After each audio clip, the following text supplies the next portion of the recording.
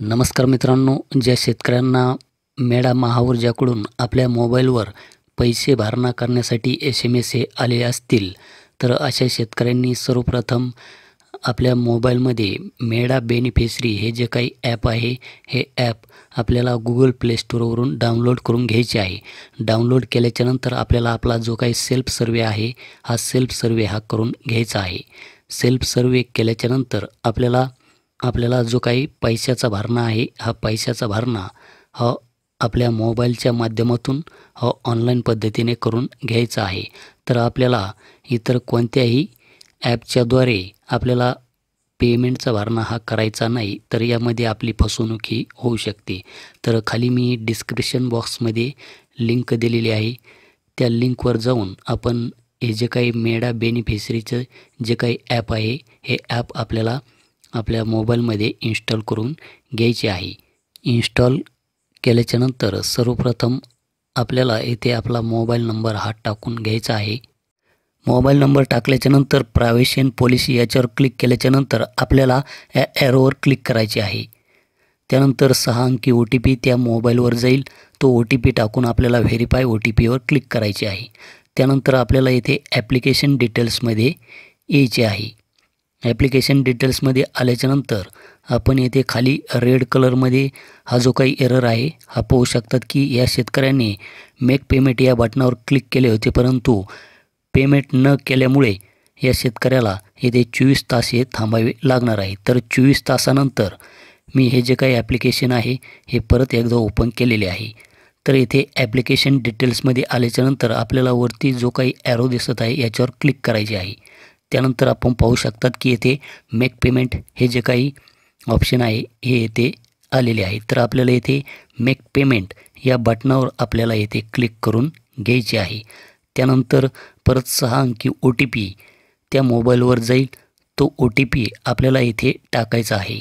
OTP हा टाकल्याच्यानंतर आपल्याला येथे व्हेरीफाय OTPवर क्लिक करायचे आहे. त्यानंतर आपल्याला पेमेंट गेटवेकडे रिडायरेक्ट केले जाईल.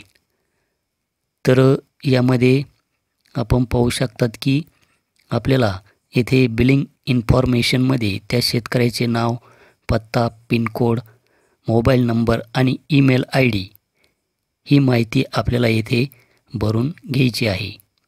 त्यानंतर आपण येथे खाली पेमेंट इन्फॉर्मेशनमध्ये पाहू शकतात की आपण क्रेडिट कार्डच्या माध्यमातून सुद्धा आपण येथे पेमेंट करू शकतात.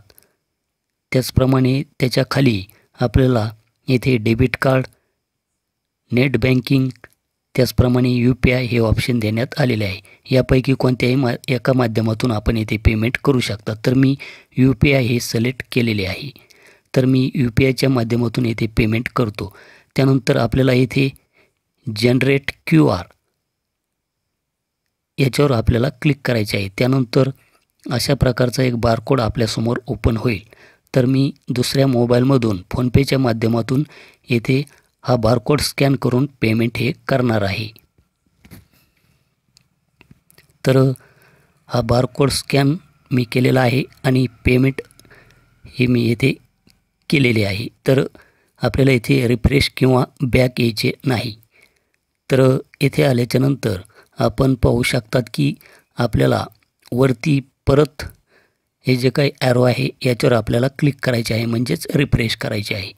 त्यानंतर आपण खाली पाहू शकतात की आपल्याला येथे पेमेंट केल्याच्यानंतर अलोकेट व्हेंडर म्हणजेच कंपनी निवडण्याचे ऑप्शन आपल्याला खाली येथे पाहायला मिळत आहे. तर मित्रांनो, यामध्ये आपण UPIच्या माध्यमातून पेमेंट करण्याचा हा प्रयत्न करा, कारण की यामध्ये पेमेंट आपले जे काही आहे हे फसण्याचे चान्सेस कमी असतात. आणि जरी आपले पेमेंट यामध्ये जर फसले, तर ते 24 घंटेच्या नंतर ॲटोमॅटिक त्या पोर्टलला अपडेट हे होऊन जाणार आहे. तर मित्रांनो, अशा प्रकारे आपण आपले पेमेंट हे यामध्ये करून घ्यायचे आहे. यामध्ये जर आपल्याला काही अडचण येत असेल तर खाली कमेंट करा. भेटूया अशाच एका नवीन व्हिडिओ, नवीन अपडेटमध्ये. धन्यवाद.